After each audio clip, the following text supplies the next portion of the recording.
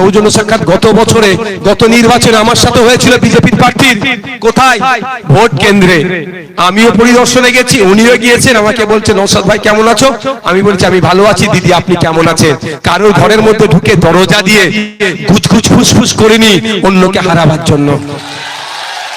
বুঝতে পারছেন কেন আমার উপরে রাগ, কেন আমাকে হারাতে চাইছে? বিজেপি আইন করে জমি, মাদ্রাসা, মসজিদ, কবরস্থান কাটতে চাইছে, আর ওই আইনকে আমি কেস করে আটকাচ্ছি। ওই জন্য মোদীর নির্দেশে মমতা আর শুভেন্দু অধিকারী বসে প্ল্যান করে আমাকে হারাবার চেষ্টা করছে। তাহলে ভাঙড়ের এই আলাকুলিয়ার ভাঙড় ভোগালী একের মানুষের জবাব দেবে তো নাকি? আমাকে কেন হারাতে চাইছে? ফেক এসটিএসসি সার্টিফিকেট দিয়ে প্রকৃত এসটিএসসি দিয়ে বঞ্চিত করছে, আর নওশাদ সিদ্দিকী বিধানসভার মধ্যে দাঁড়িয়ে মন্ত্রীর বলতি বন্ধ করে দিচ্ছে, মুখের কথা বন্ধ করে দিচ্ছে। কেন ফেক এসটিএসসি সার্টিফিকেট ছেড়েছো?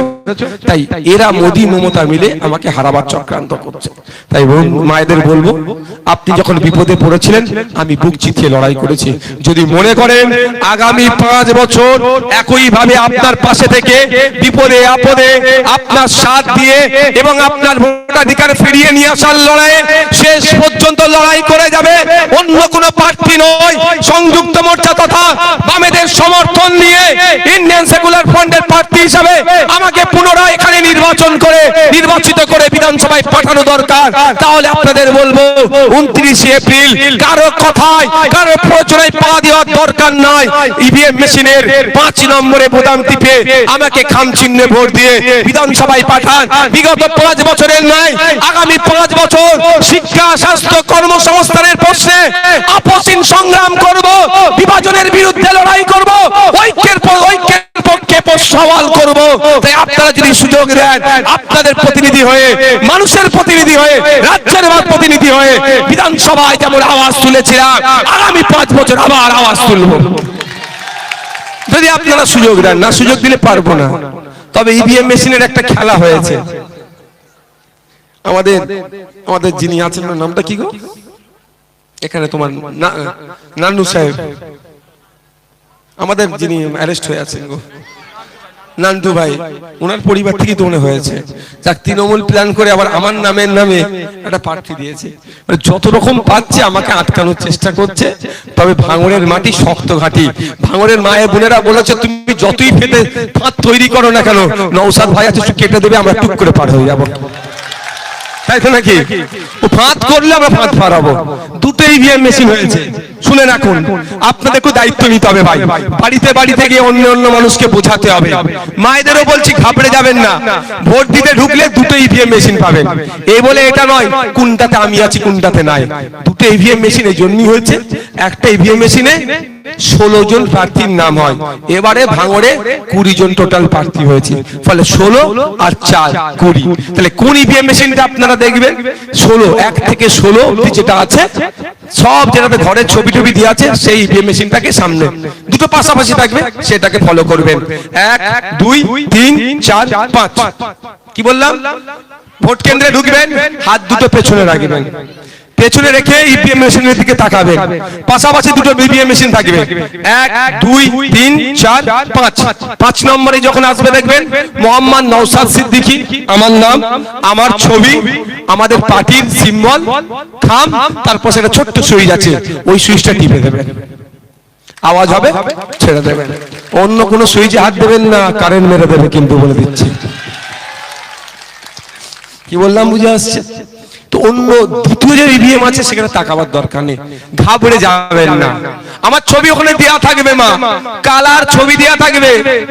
আমাদের সিম্বলটা তো মনে আছে, আমাদের ব্যানার, আমাদের পতাকা, ছোট পতাকা, পয়সা কম, তৃণমূলে চাল চুরি, ডাল চুরি, গরু পাচার, বালি চুরি করে বড় বড় পতাকা আমাদের পতাকাকে ঢেকে দেয়, তাই না?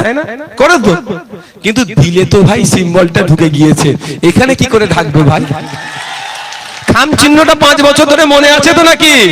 তো ইভিএম মেশিনের সামনে যাবেন, আপনার ছোট ভাই, আপনার বন্ধু, আপনার ছেলে নওশাদ সিদ্দিকীর ছবি আছে, সেখানে গিয়ে কি করবেন? ওখানে টিপে দেবেন। এবার আপনাদের বলি, গ্রামে গঞ্জে একটা কথা ছড়াচ্ছে, কি যেখানে ভোট দিয়ে হবে ওখানে নাকি ক্যামেরা লাগানো থাকবে। যে বলছে তাদের বলবেন একটু দাঁড়া, ফোন থেকে মোবাইলটা বার করবেন, এই পকেট থেকে মোবাইলটা বার করে বলবেন এবার বল কি বলছিস। কি বলবে?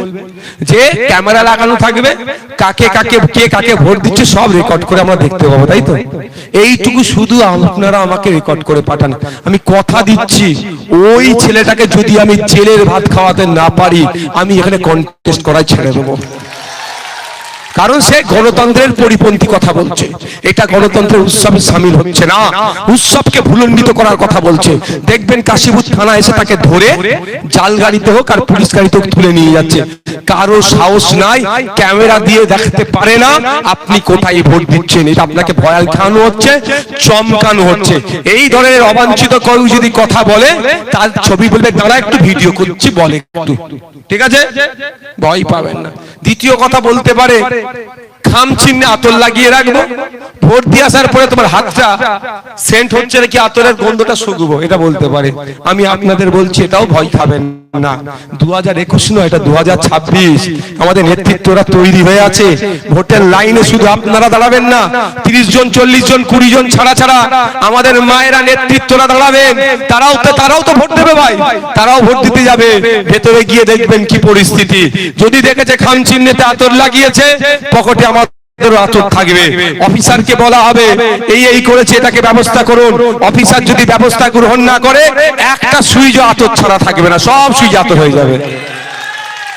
ইভেন নোটা পর্যন্ত ওরা আতরের একটু আতর ঢালবে, আমরা বালতি বালতি আতর ঢেলে দেবো। পুরো ইভিএম মেশিন নয়, পুরো পোলিং স্টেশন অর্থাৎ বুথে শুধু খুশবুই খুশবু হবে, শুধু খুশবু হবে। বুঝতে পারছেন? সব ধমকানো চমকানো হচ্ছে।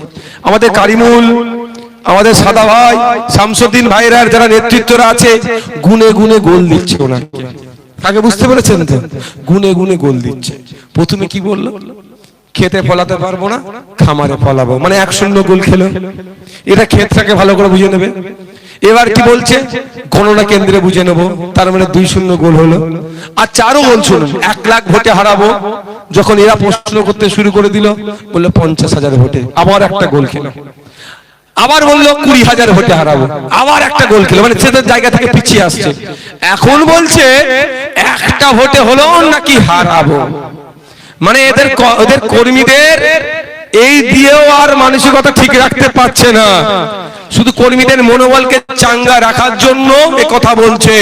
কারণ আমাদের নেতৃত্বরা গুনে গুনে গোল দিচ্ছে, ওয়েবসাইটে নয়, খেলিয়ে খেলিয়ে গোল দিচ্ছে, হাঁপিয়ে হাঁপিয়ে ওদের হাঁপিয়ে দিচ্ছে, ওদেরকে গোল দিচ্ছে। তো এখন শওকত বাবু ক্যালকুলেটর নিয়ে হিসাব করছে।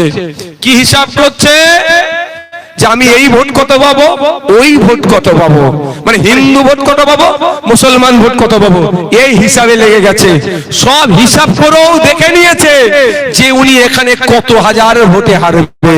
আমার বিশ্বাস ভরসা ভোগালীর মায়েদের উপরে, বোনেদের উপরে, ভাইদের উপরে, যে 2021 সালে এই অঞ্চল থেকে যতটা না লিড পেয়েছিলাম, 2026-এ ব্যাপক লিড এই অঞ্চল থেকে আমাদেরকে দেবে। এবং এই 13টা অঞ্চল থেকে, সে বামনঘাটা হতে পারে, বেউতা 1 হতে পারে, বেউতা 2 হতে পারে, জাগলগাছি, প্রাণগঞ্জ, নারায়ণপুর হতে পারে, আর ওই পোলেরহাট 1 নম্বর অঞ্চল ভগবানপুর হতে পারে।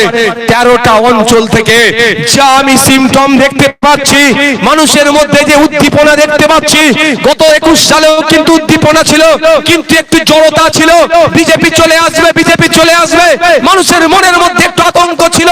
কিন্তু গত 5 বছরে দেখা নিয়েছে কে আসছে কে যাচ্ছে বড় কথা নয়, নওশাদ সিদ্দিকী একা 293টাকে হিলিয়ে রেখেছে। আমরা নওশাদ সিদ্দিকীকে বেশি মার্জিনে পাঠাবো। তাই আমার বিশ্বাস 2021-এর মতো সিচুয়েশন নাই, খুব টাফ সিচুয়েশন ছিল। আমি মনে করি এখন আমাদের সহজ, আর প্ল্যাটফর্মটা অনেক সহজ হয়ে গিয়েছে। তাই মায়েদের প্রতি ভরসা রেখে, বাপেদের প্রতি ভরসা রেখে জোর গলায় আমি বলে যাচ্ছি, এবারের মার্জিনটা কম করে 50,000 প্লাস হবে, এটা উনি ভালো করে বুঝে নিয়েছেন। তাই আতঙ্কে আছে। এখন যদি তিনি বলেন আমি হেরে যাব, তাহলে তার দলের যা গুটি কয়েক আছে পতাকা বাঁধার লোক, সেটাও আর থাকবে না।